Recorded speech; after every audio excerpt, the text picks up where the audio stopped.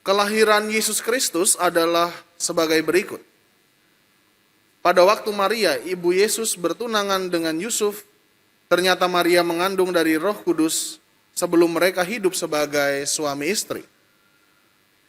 Karena Yusuf suaminya seorang yang tulus hati dan tidak mau mencemarkan nama istrinya di depan umum, ia bermaksud menceraikannya dengan diam-diam. Tapi ketika Yusuf mempertimbangkan maksud itu, malaikat Tuhan tampak kepadanya dalam mimpi dan berkata, "Yusuf, anak Daud, janganlah engkau takut mengambil Maria sebagai istrimu, sebab anak yang di dalam kandungannya adalah dari Roh Kudus. Maria akan melahirkan anak laki-laki dan engkau akan menamai dia Yesus. Karena dialah yang akan menyelamatkan umatnya dari dosa-dosa mereka. Hal itu terjadi supaya digenapi yang difirmankan Tuhan melalui nabi. Sesungguhnya anak darah itu akan mengandung dan melahirkan seorang anak laki-laki dan mereka akan menamai dia Immanuel, yang berarti Allah menyertai kita." Sesudah bangun dari tidurnya, Yusuf berbuat seperti yang diperintahkan malaikat Tuhan itu kepadanya. Ia mengambil Maria sebagai istrinya. Demikianlah Injil Tuhan. Mari kita hening sejenak, kita merenungkan firman Tuhan yang kita dengarkan.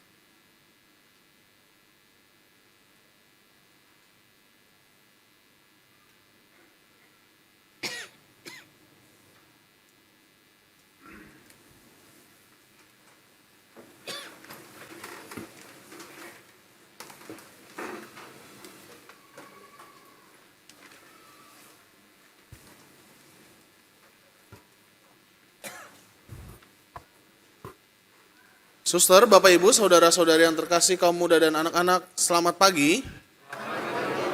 Apa kabar? Baik semuanya. Baik, Bapak Ibu, saudara-saudari yang terkasih, hari ini Minggu Advent keempat. Pesannya jelas. Kalau kita mendengarkan bacaan-bacaan yang tadi kita dengarkan bersama, bahwa dari bacaan pertama kita tahu bahwa Nabi Yesaya menubuatkan bahwa pada suatu saat nanti akan lahir seorang anak laki-laki dan dia akan menjadi penyelamat bagi seluruh bangsa Israel. Namanya Immanuel. Lalu dalam bacaan Injil kita mengetahui bagaimana malaikat Tuhan memberitakan kepada Yusuf bahwa Maria mengandung dari Roh Kudus. Dan disitulah penegasan bahwa kelahiran Yesus adalah penggenapan janji Allah yang disampaikan oleh Nabi Yesaya dalam bacaan pertama. Lalu dalam bacaan kedua juga sama. Rasul Paulus menegaskan kepada jemaat di Roma bahwa Yesus adalah penggenapan janji Allah sendiri yang diberikan kepada seluruh bangsa. Jadi dari bacaan pertama dan juga bacaan Injil, Yesus adalah penggenapan janji Allah untuk keselamatan bangsa Israel. Tetapi kemudian dari Rasul Paulus, kita mengetahui bahwa Yesus bukan hanya penggenapan janji Allah untuk bangsa Israel, tapi untuk seluruh dunia. Maka permenungan kita pada pagi hari ini jelas bahwa kelahiran Yesus adalah penggenapan janji Allah. Itu permenungan yang pertama. Yang kedua, lalu apa yang bisa kita renungkan bersama? Bapak Ibu saudara-saudari yang terkasih, setiap dari kita itu punya masalah, betul atau enggak? Masalahnya biasanya lebih sering datang silih berganti. Masalah yang satu selesai, masalah yang lain datang lagi. Benar enggak? Masalah yang satu belum selesai, masalah lain muncul lagi. Dan itu ternyata bukan hanya kita yang mengalami, tetapi semua orang mengalami bahkan dari zaman dulu. Maka dalam bacaan Injil, kita mendengarkan bagaimana Santo Yusuf itu sedang menghadapi sebuah masalah. Dan sebagaimana yang biasa kita alami ketika kita sedang menghadapi sebuah masalah, itu menjadi beban pikiran kita, ya, lalu kita bisa jadi karena kita mikirin masalah itu, jalan keluarnya bagaimana, malah kita nggak bisa tidur. Kita menjadi sulit untuk tidur. Atau bahkan kalaupun misalkan kita bisa tidur, ya, bisa jadi masalahnya malah kebawa ke dalam mimpi. Dan itulah yang terjadi dengan Santo Yusuf pada bacaan Injil yang kita dengarkan pagi hari ini. Maka kalau Anda punya masalah, nggak bisa tidur, datanglah ke gereja. Nah, ketika Romo homili, Anda pasti tertidur gitu ya. Dan masalah selesai gitu. Nah, Bapak Ibu Saudara-saudariku yang terkasih, hari ini kita mendengarkan bagaimana Santo Yusuf itu mendapatkan sebuah masalah. Dia mengetahui bahwa Maria, seorang wanita yang akan dinikahinya, ternyata mengandung. Tentu saja bagi seorang laki-laki yang mau menikah lalu tiba-tiba tahu pasangannya sudah mengandung duluan, pasti akan stres ya. Dia harus bagaimana? Maka hari ini kita juga mendengarkan bagaimana Santo Yusuf itu bergulat dalam dirinya. Dia bertanya-tanya kira-kira apa yang harus saya lakukan dengan peristiwa semacam ini. Dia tahu kalau orang lain sampai tahu bahwa Maria mengandung bukan karena dirinya, ya maka hukumannya jelas. Wanita ini akan dirajam sampai mati. Maka kita mendengarkan dalam bacaan Injil ya, bahwa Santo Yusuf adalah orang yang hatinya tulus. Dia berusaha meninggalkan Bunda Maria. Sehingga seakan-akan kesalahan ditimpakan kepada dirinya. Gitu ya. Dia menjadi laki-laki tidak bertanggung jawab, istilahnya gitu ya. Nah, jadi dari zaman Yesus pun kita sudah mendengar, kita mulai tahu. Ya, ada istilah ghosting zaman sekarang ya. Jadi Bunda Maria ini mau di-ghosting sama sama Santo Yusuf gitu, mau ditinggalkan gitu saja. Tapi rupa-rupanya Yusuf itu membawa permasalahan hidupnya ke dalam doa. Nah, ini yang perlu kita contoh. Saudara-saudara yang terkasih, mari kita bayangkan bersama bahwa Santo Yusuf ini dia merenungkan dengan sungguh, dia berdoa, dia bertanya-tanya, dia bergulat dengan dirinya, kira-kira apa yang harus saya lakukan? Sampai stresnya, sampai capeknya. Mari kita bayangkan bersama bahwa ketika ia capek-capek merenung, dia berdoa, lalu tidur. Gitu ya.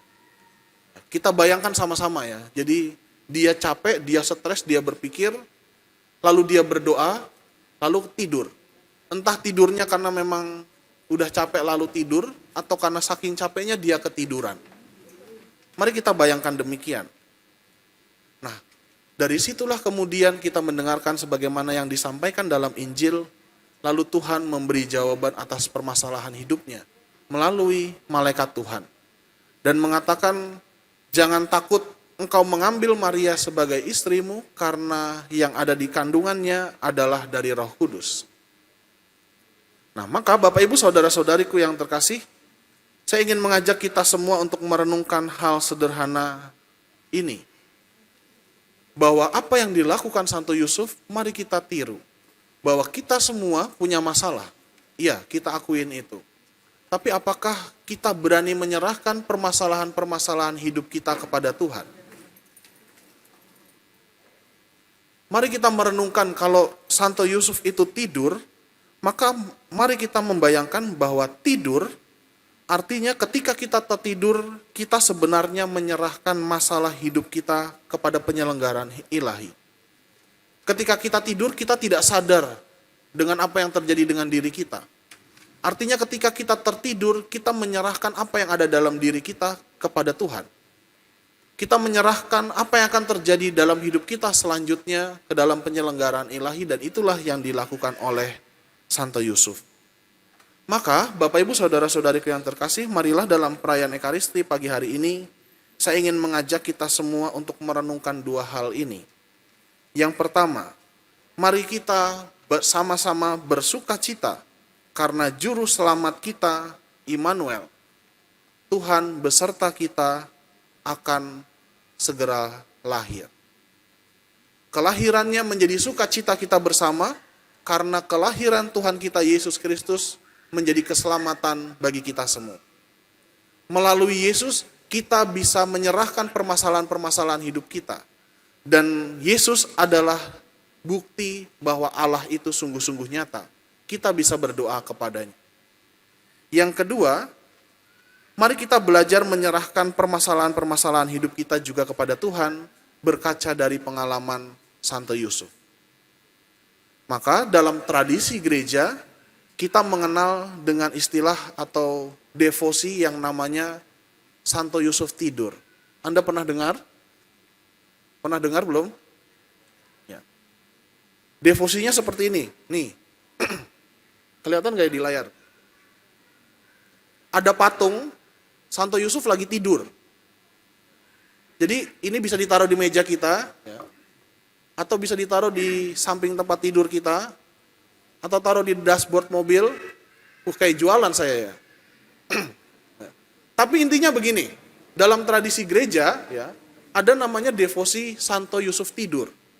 Dan ini berkembang karena Paus Fransiskus itu percaya kalau kita punya masalah, ya, Paus Fransiskus ketika dia punya masalah berat, dia menuliskan permasalahannya di dalam selembar kertas, lalu dia taruh di bawah patung Santo Yusuf tidur ini, gitu ya.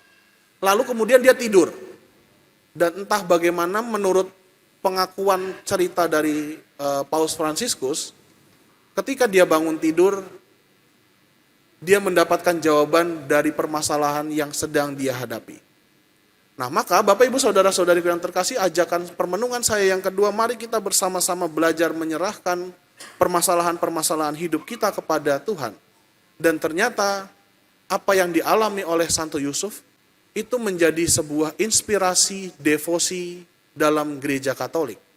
Di mana ketika Yusuf tertidur, di situ juga kita berani menyerahkan permasalahan-permasalahan hidup kita.